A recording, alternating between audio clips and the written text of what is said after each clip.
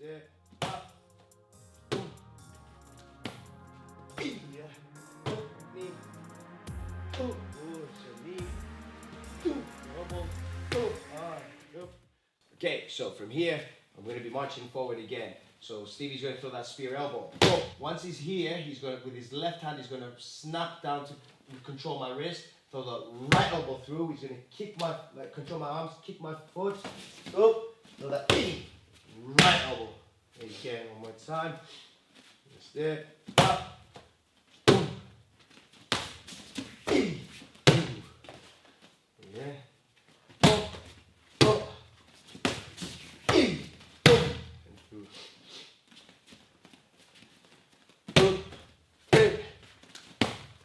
Yeah. Yeah. Get a little bit harder. Boom. One more time. Good.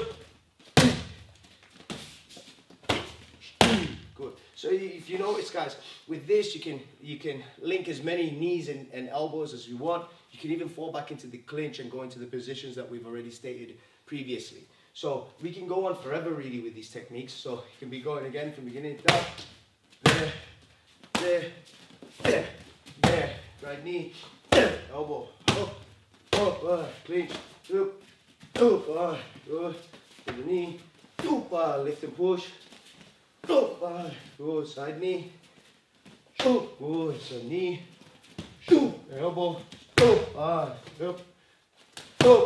through. As long as you clear those elbows, so you can link up and keep going with this for as long as you want really.